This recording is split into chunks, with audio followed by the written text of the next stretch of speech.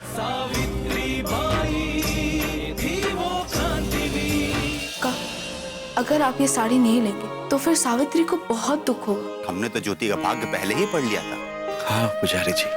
बस एक बात का ध्यान रखें, कहीं पत्नी भक्त ना हो जाए। वो पड़ोस में आई ना अधर्मी बहू, उसकी वजह से ये सब कुछ हो रहा है, वही कर रही है। अरे अब क्या कर दिया उसने? जल्दी बता मुझे। स्त्री के चरित्र पे दाग लगाया उसने। सावित्री, तुम चुपचाप मेरे पीछे मुझे पढ़ते हुए देखकर क्या कर रही थी? मैं तो पढ़ नहीं सकती ना, तो आपको पढ़ते हुए देख के अच्छा लग रहा था।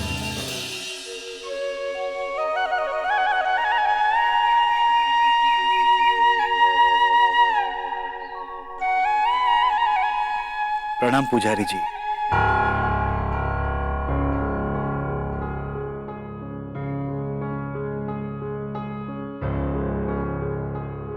पुजारी जी प्रणाम। पुजारी जी भगवान के लिए फूल लेकर आया हूं मैं।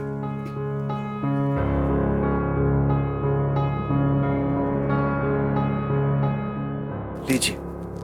अपने फूल वापस ले जाओ गोविंदराव। हमारे देवताओं को तुम्हारे फूलों की आवश्यकता नहीं।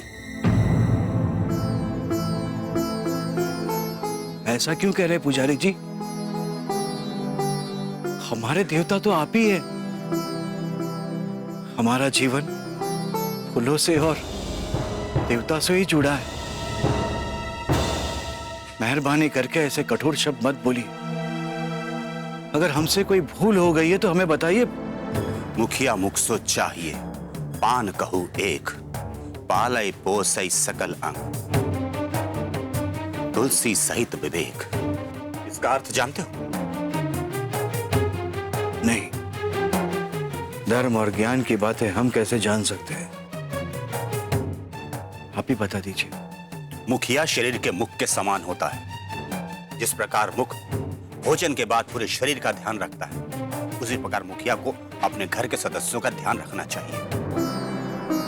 बिल्कुल सही कह रहे हैं पुजारी जी, और इसीलिए मैं अपने परिवार का पूरा ध्यान रखता हूँ। मूर्ख, ध्यान देने का अर्थ ये नहीं होता कि उन्हें सारी सुविधाएं दे दी और निवृत्त हो गए।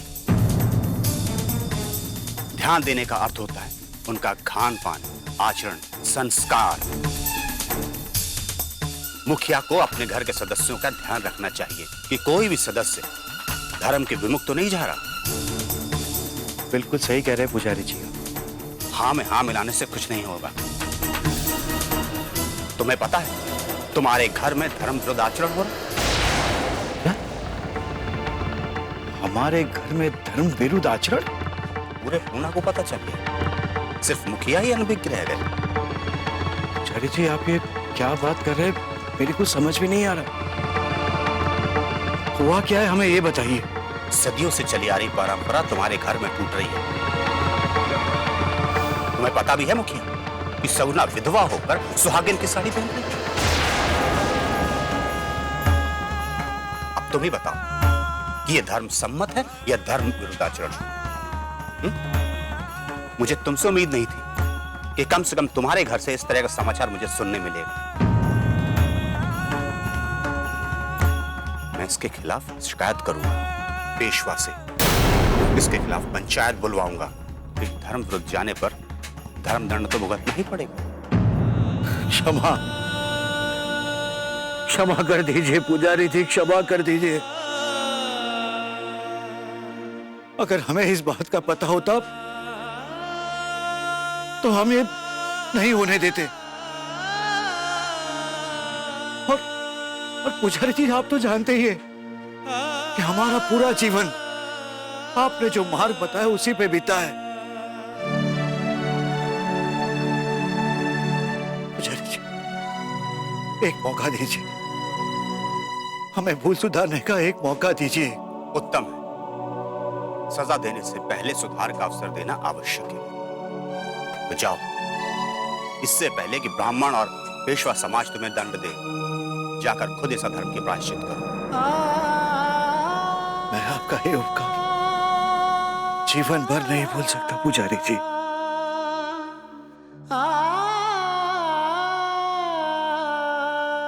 मेहरबानी करके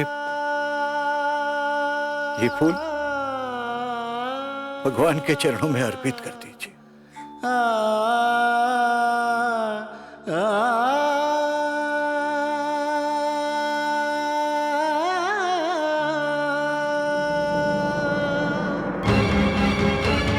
धर्म के आगे सबको दंडवत होना ही पड़ता है।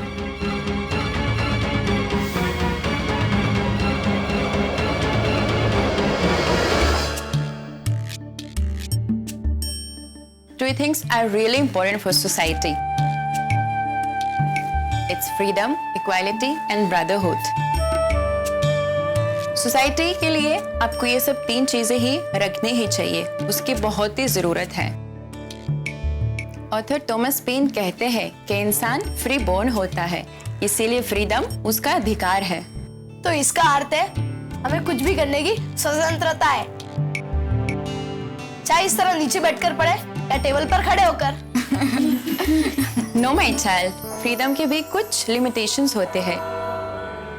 हमारी सोसाइटी के कुछ रूल्स हैं जो हमको फॉलो करना चाहिए। तो क्या स्वतंत्रता का अधिकार सिर्फ पुरुषों को होता है और स्त्रियों को नहीं? ऑथर थॉमस कहते हैं कि स्त्री और पुरुष इक्वल होते हैं। इक्वल मतलब बराबर।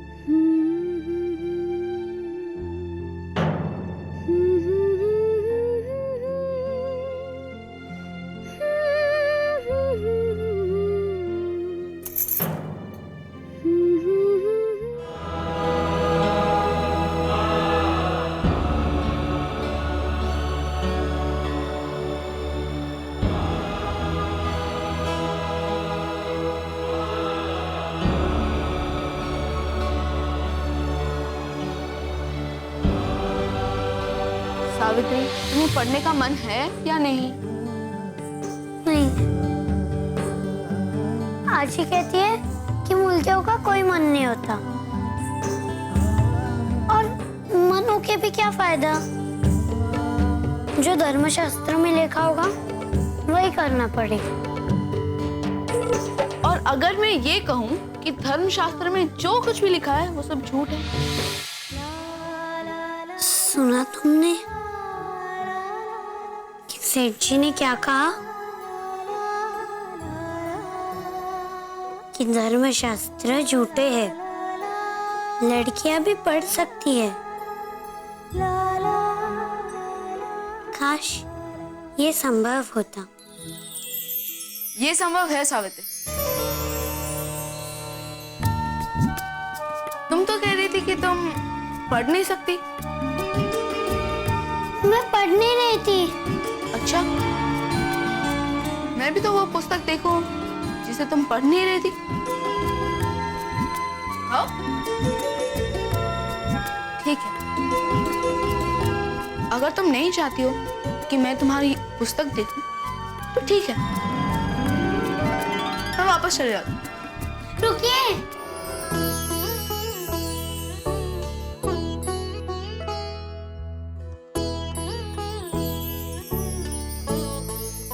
अरे ये तो बाइबल है, ये कहाँ से मिला? वो हमारे गांव में एक नन्ना आई थी, उन्होंने ही मुझे ये दिया था। तो तुम इसे पढ़ना चाहती हो, है ना? बिल्कुल भी नहीं। तो फिर ऐसे क्यों देख रही थी? क्योंकि ये यीशु का तस्वीर मुझे पसंद है। अब देखो, जिनकी तस्वीर इतनी सुंदर है उनकी कहानी कितनी अच्छी होगी। तुम यीशु की कहानी नहीं जानना चाहती हो?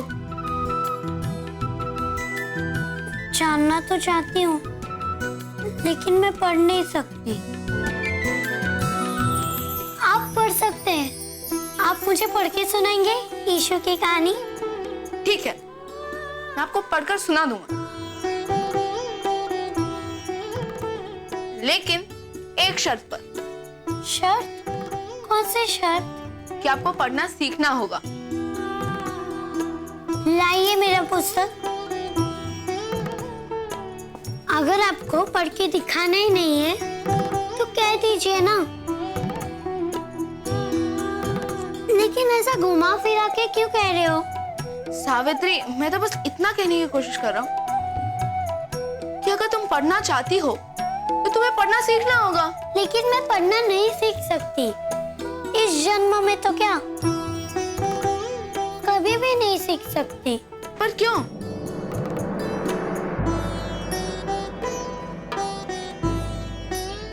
अगर हमारे धर्म में लड़कियों को पढ़ने की अनुमति होती तो क्या हम तुम्हें रोकते सावित्री? सावित्री, हमने तुम्हें किसी और काम के लिए रोका है। यही तो दुख है बाबा, अब सब काम के लिए इजाजत देते हो, बस पढ़ने की नहीं। तुम जानती हो अगर तुम्हारे पढ़ने से क्या होगा? सावित्री, मैंने तुम्हें अब तक नहीं बताया। हाँ, अगर तुम धर्म का दंड सहन करना चाहती हो तो सुनो, धर्मशास्त्रों में लिखा है, कोई लड़की अगर पढ़ना चाहे तो उसके पिता की मृत्यु हो, उसके पिता की मृत्यु, और अगर वही विवाहित हुई तो उसके पति की मृत्यु हो जाएगी।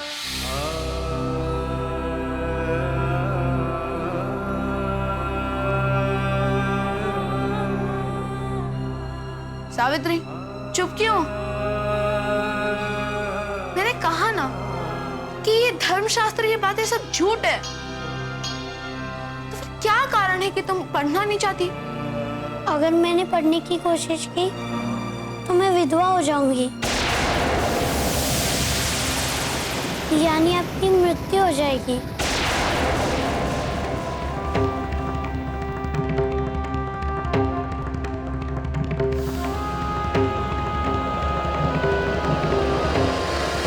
धर्मशास्त्र का बिठाया हुआ एक और डर, मुझे तुम्हारे मन से इस डर को निकालना ही होगा सावित्री। सगुणा, सगुणा, सगुणा! सब हाँ भाऊ। क्या सुन रहा हूं मैं? कि अब तुम सुहागन की साड़ी पहनने वाली हो? और मुझे ये बताओ कि ये साड़ी तुम्हें किसने दी? वो क्या है ना, मेरी साड़ी फट गई थी तो ज्योति और सावित्री हाँ ने... तो मुझसे कह देती, मैं तुम्हारे लिए नई साड़ी ले आता। देख सगुणा, जब से तू इस घर में आई है ना, मैंने तुझे अपनी बेटी माना है, और आज तूने अपने पिता को इतना बड़ा धोखा दिया। नहीं भाऊ, मैं आपको बताने ही वाली थी। तुम्हें पता है कि कितना बड़ा अधर्म, तुम्हें पता है कि कितना बड़ा अधर्म हो गया है? अरे वो बच्चे हैं, नादान है, लेकिन तू तो समझदार है ना, तुझे समझाना चाहिए, पर नहीं। भाऊ, मैंने कोशिश की थी, पर उन्होंने इतने प्रेम से दी कि मैं मना नहीं कर पाई।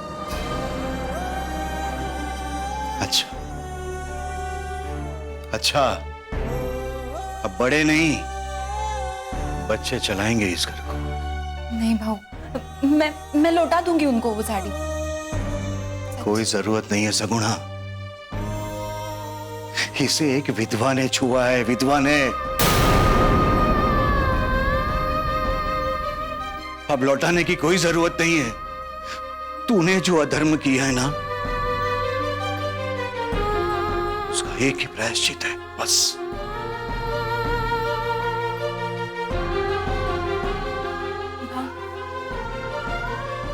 ये साड़ी को जलना होगा। अब सिर्फ अग्नि ही इसे पवित्र कर सकती है।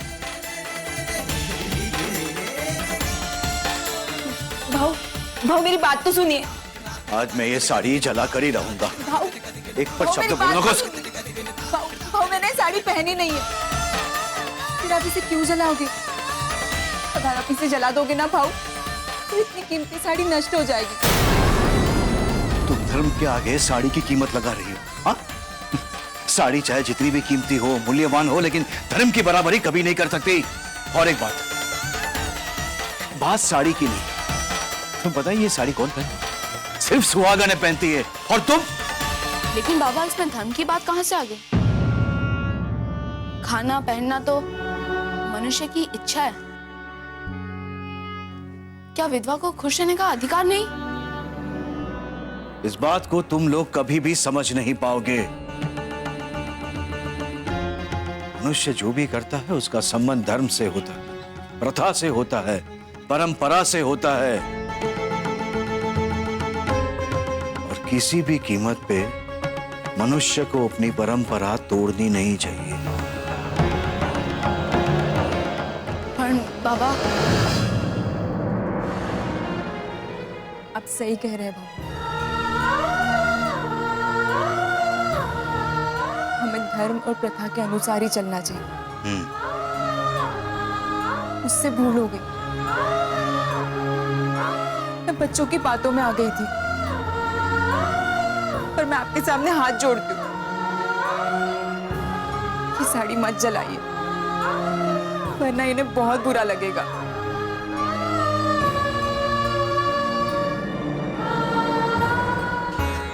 इसमें अक्का की कोई गलती नहीं है बाबा।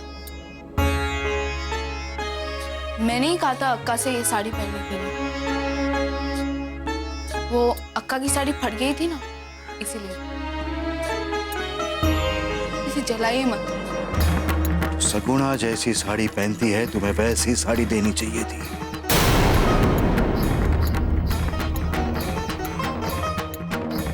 और देखो सगुणा, ये तुम्हारी पहली और आखिरी गलती है, इसलिए माफ कर रहा हूं। और एक बात कान खोलकर सुन लो, धर्म के ऊपर कोई नहीं है, तुम लोग भी नहीं। और आइंदा इस घर में अधर्म की बात कभी नहीं होनी चाहिए। समझा देना इसे।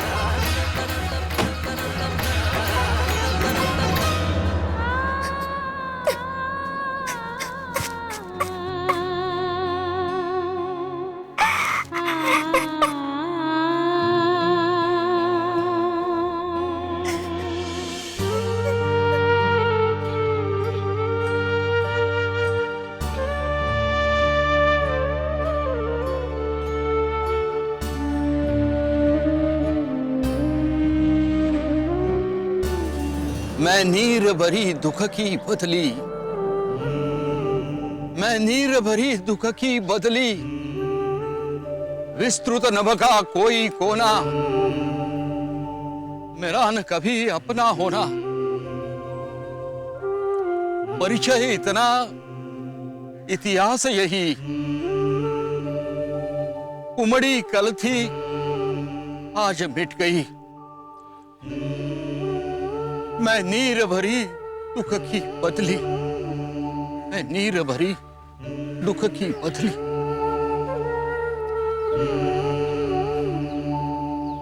महादेव वर्मा की यही पंक्तियां स्त्रियों के मन की सच्ची अभिव्यक्ति है।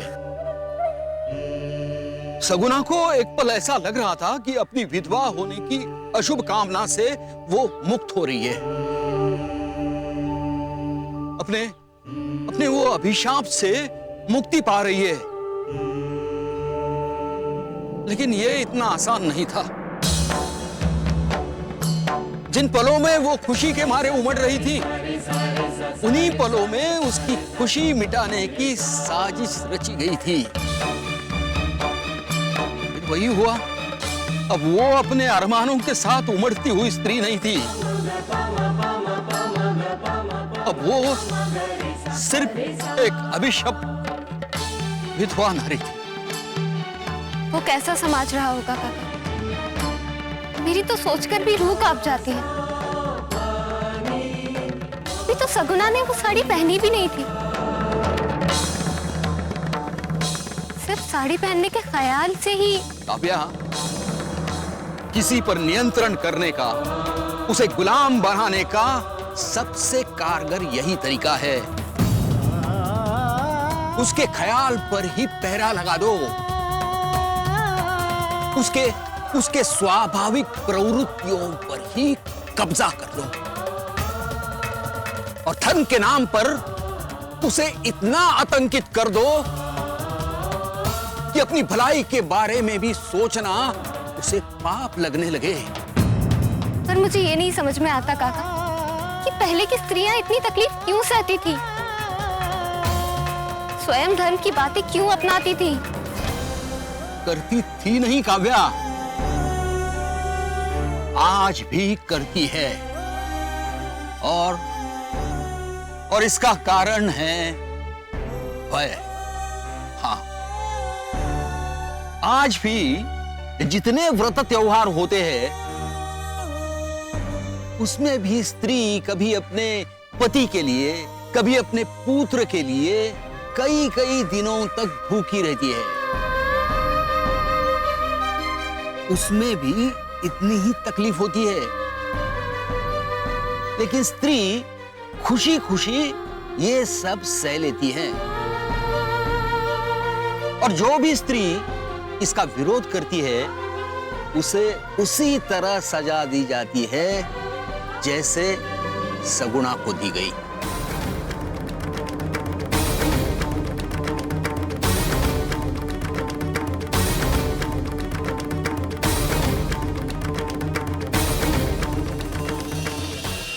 जॉन सर कहते हैं कि मनुष्य को अपने खाने, पीने और पहनने का अधिकार होना चाहिए। तुम्हारा परिवार के प्रति मोह है, इसीलिए तुम धर्म का कार्य करके भी प्रसन्न नहीं हो। अरे सगुना, ना दुआ ना सलाम ना राम राम, कहाँ हमसे मुंह छुपा के जा रही थी?